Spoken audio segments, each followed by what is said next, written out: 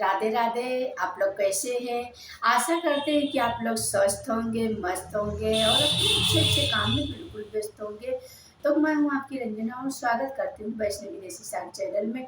आप लोग कैसे हैं ये बताने के लिए आप लोग कमेंट बॉक्स में राधे राधे जरूर लिखना।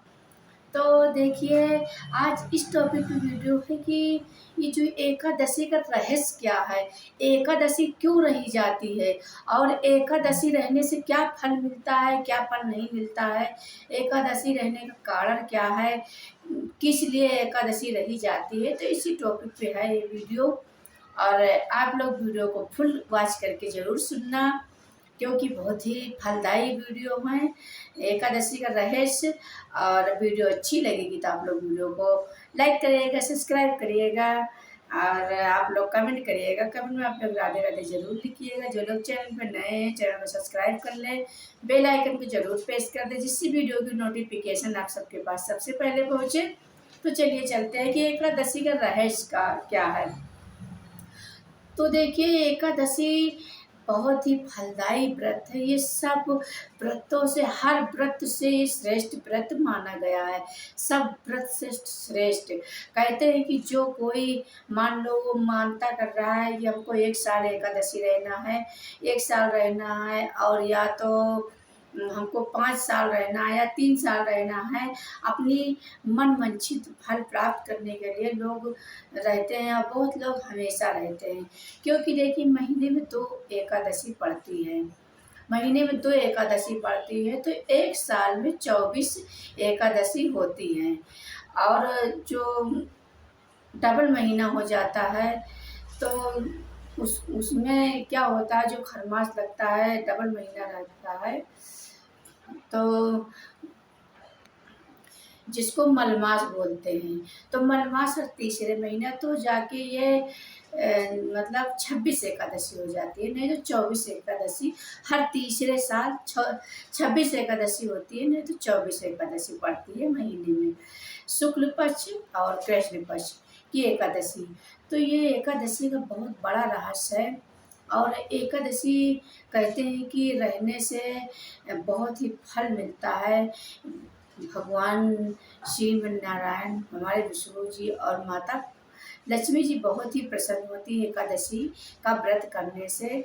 एकादशी कहते हैं कि जो लोग एकादशी का व्रत करते हैं तो वो पुनः जन्म पुनः मृत, यानी कि फिर जन्म हुआ फिर मरो फिर आओ फिर मरो, तो इससे उनको छुटकारा मिल जाती है और सीधा वो भगवान के धाम को चले जाते हैं हमेशा हमेशा के लिए।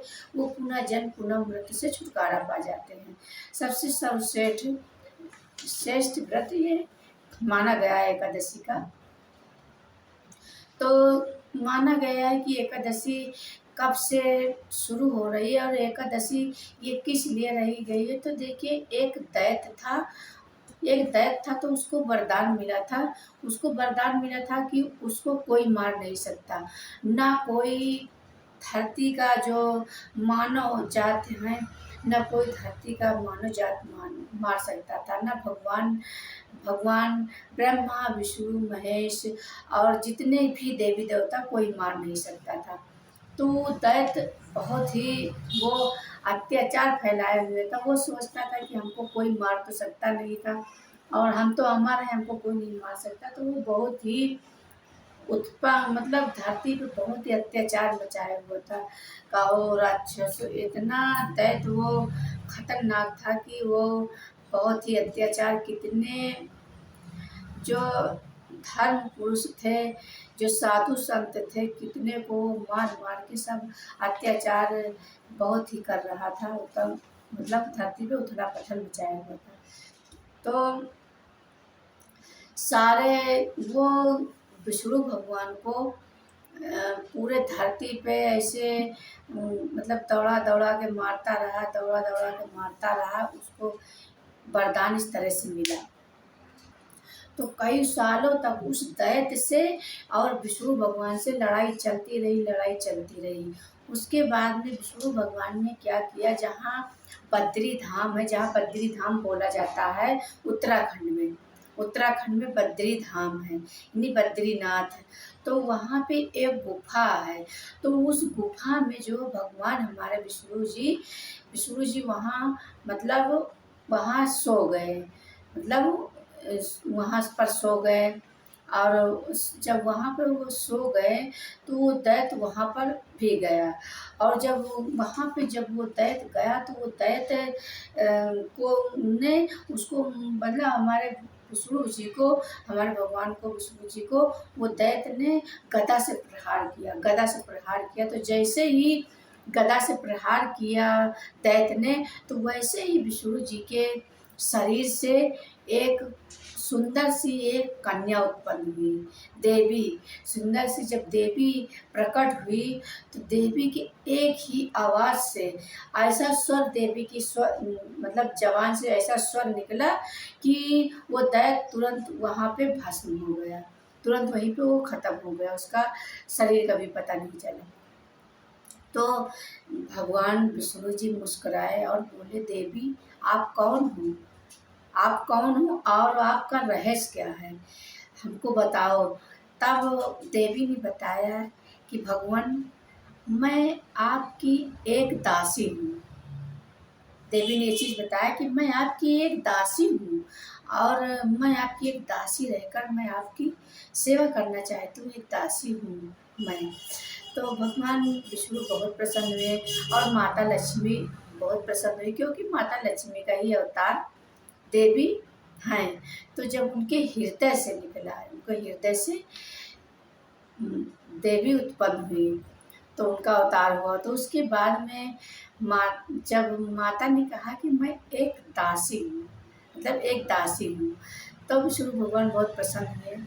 और माता लक्ष्मी और विष्णु भगवान ने कहा कि आज आप जो वरदान मांगो और मैं वो आपको वरदान दूंगी, आप क्या मांगना चाहती हो? तब तब देवी ने बोला कि मैं एक दासी हूँ, यानी एक दासी एकादशी। तो जो लोग हमारा एक इस दिन एकादशी के दिन व्रत करेंगे तो उनको आप उनका जितना भी मनोवांछित फल आप उनको प्रदान करें। तो उन देवी ने बहुत सारे अपने भक्तों के लिए बहुत ही फलदायी व्रत तैयार किया और कहा कि जो एकादशी का व्रत करेंगे तो उनको आप हमारे भक्तों को मनवांछित फल जरूर देना और उनकी सारी मनोकामना जरूर पूर्ण करना।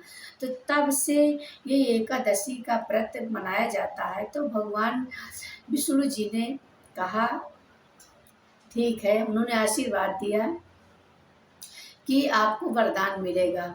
तो तब से ये एकादशी का व्रत किया जाता है।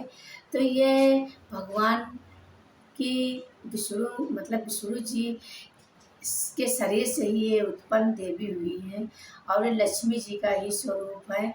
तो एक एक दासी के मतलब एकादशी। तो एकादशी का ये रहस्य है, ये रहस्य आप लोग ज़रूर सुनना, क्योंकि देखिए एकादशी का क्या नाम है कि एक दासी, यानी मैं आपकी एक दासी, यानी एकादशी।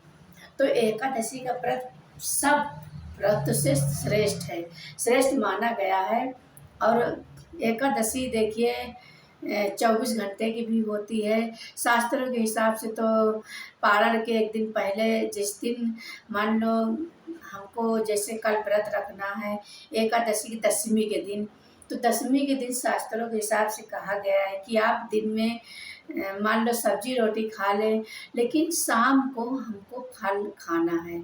शाम को आप फल खाकर सो जाइए और सुबह आप स्नान ध्यान करके उसके बाद में एकादशी का व्रत शुरू करिए। तो एकादशी के एक दिन पहले दशमी के दिन हमको फल खाना चाहिए शाम को।